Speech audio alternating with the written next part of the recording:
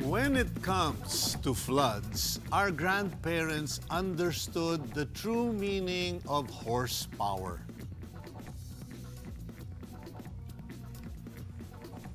Okay, but when it comes to local government officials, well, they're not as fast as a horse because they wait until the last minute to answer the question.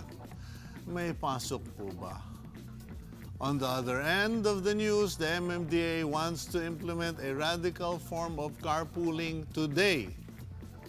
No to driver-only cars on EDSA.